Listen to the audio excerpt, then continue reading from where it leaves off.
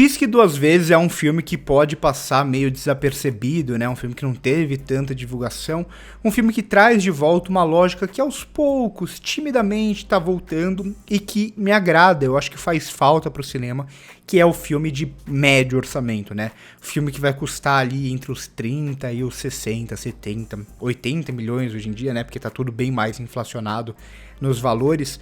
Mas esse filme que é um investimento um pouco de risco, que o estúdio precisa recuperar parte desse dinheiro, mas não fica apenas nessa lógica que tem se estabelecido durante os últimos muitos anos de que ou é o grande blockbuster com muita divulgação, o filme de herói, coisa do tipo, ou é o filme de orçamento bem mais reduzido que não precisa de tanta bilheteria, né? Então os estúdios eles estavam muito nessa lógica bem fácil de ganhar dinheiro, né? Porque ou você investe muito em marketing, você consegue recuperar aquele dinheiro, ou você investe muito pouco no filme e mesmo que o filme não faça uma grande bilheteria, ainda assim você tem lucro.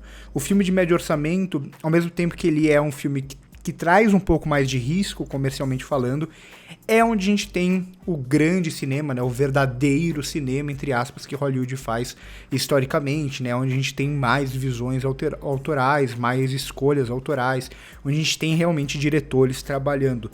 E é interessante a gente ver a Zoe Kravitz estreando aqui na direção num filme que eu já adianto que eu não morri de amores por ele, eu não gostei tanto assim, acho um filme bem regular, mas ainda assim é um filme que me deixa curioso para o futuro da cineasta.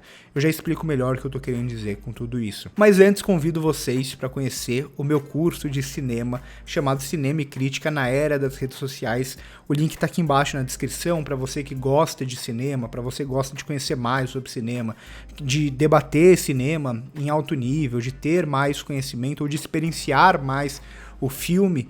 É um curso bastante interessante que eu tenho dedicado bastante tempo da minha vida para fazer. Já tem 24 aulas lá, uma aula nova todos os meses.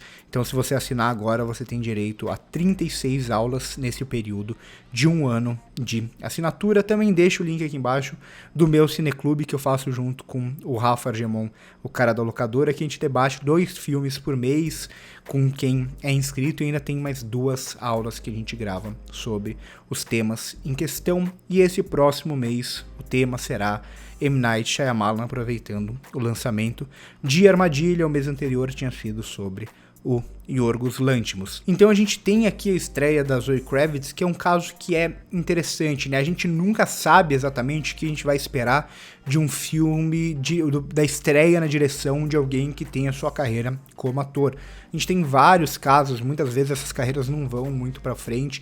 Muitos atores que a gente espera muita coisa porque trabalhou com grandes diretores, né, que teoricamente teriam muito conhecimento de cinema, fazem filmes muito ruins. A gente tem o caso recente do Chris Pine com o Cara da Piscina, que é um filme assim horroroso, a estreia dele na direção. A gente tem a Olivia Wilde com o Não Se Preocupe, Querida, que é um filme que também eu acho bem fraco e conversa diretamente com esse daqui, até tematicamente, né? Até por serem 2 filmes que eu gosto de chamar desses filmes de despertar, entre aspas, né? De personagens que vão despertar para a realidade.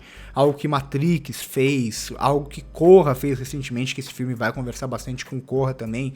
Algo que no passado a gente já teve muito ali durante a época da Guerra Fria para trabalhar essa dinâmica contra os comunistas dentro de Hollywood e por aí vai. Então esse filme de despertar, que é muito comum, vai marcar a estreia aqui da Zoe Kravitz.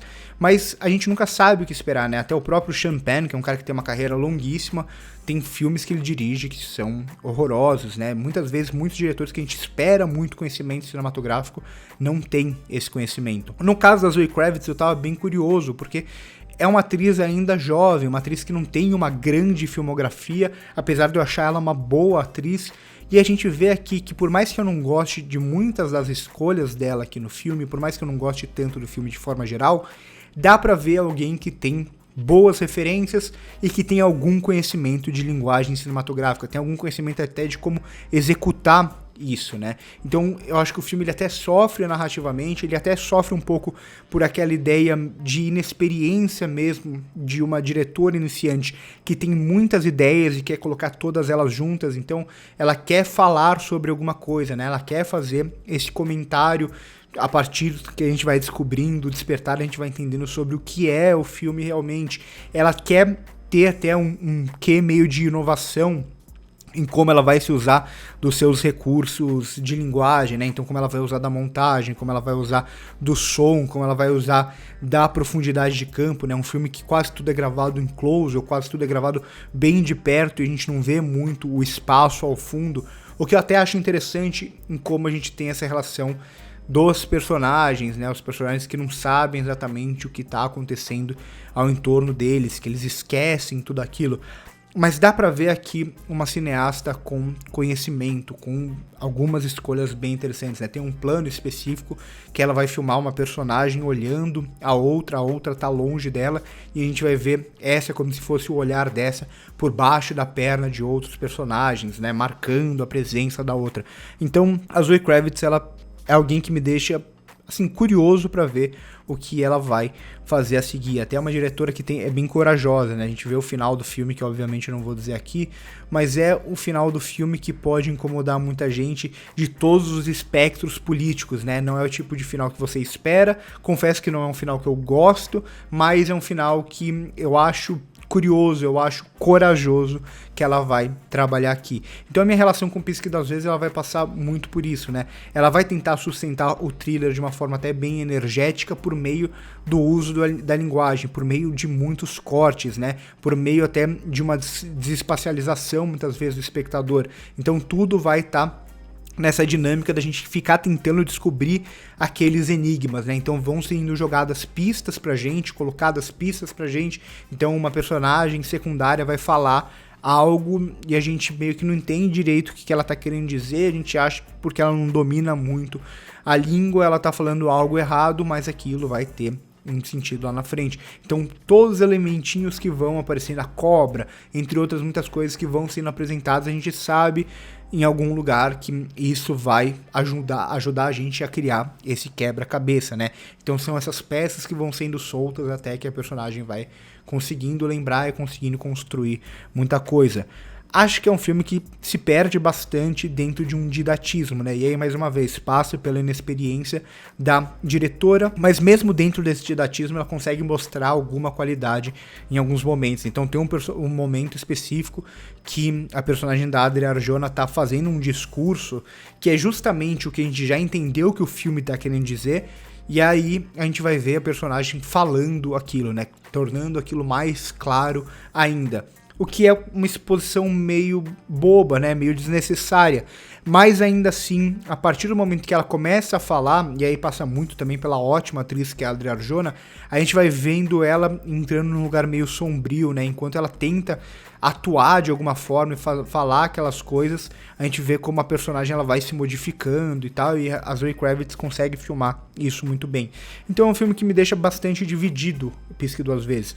Acho que é um thriller que ele tenta inovar demais com a linguagem, mas ao mesmo tempo ele acaba caindo nos mesmos recursos que já se tem usado bastante. Ele tem muitas referências, muitas vezes ele não consegue lidar tão bem com essas referências assim, né? Então a comparação fica até escancarada com filmes como Corra, que fez muito melhor, ou como o Não Se Preocupe Querida, que aí eu já acho um filme bem pior. Ele tem um discurso que ele quer trabalhar e ele acaba sendo bastante didático muitas vezes nesse discurso.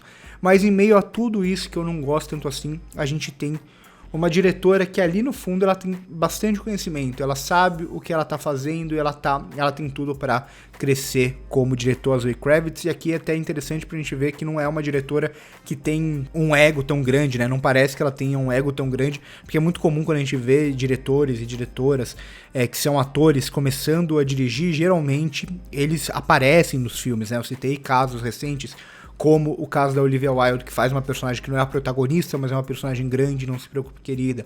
Como o próprio caso do Chris Pine, que ele é o protagonista do próprio filme que ele dirige. Aqui a Zoe Kravitz ela vai aparecer numa voz de fundo em um momento específico só, mas ela nem é uma personagem dentro do longa, né? Então é essa diretora, essa atriz que agora dirige, se transforma em diretora e que tem referências, tem conhecimento, só precisa amadurecer isso. Então por hoje é isso, espero que vocês tenham gostado do vídeo. Não sei se vocês estavam sabendo sobre esse filme, eu não estava sabendo até a cabine de imprensa. E é mais ou menos isso, eu fico na expectativa pelos próximos filmes, espero que a Zoe Kravitz continue dirigindo, espero que esse filme tenha uma repercussão boa, é um filme que acho que gera bastante debate pelas suas temáticas, por como ele trabalha as suas temáticas, por como ele trabalha a linguagem cinematográfica. É um caso bem curioso, interessante, um filme que me deixa dividido, mas acho que no bom sentido. Então por hoje é isso, curte o vídeo se gostou, se inscreve no canal se não é inscrito, passa também aqui na descrição para ver os links que eu comentei com vocês do meu curso, do meu cineclube. Por hoje é isso e corta.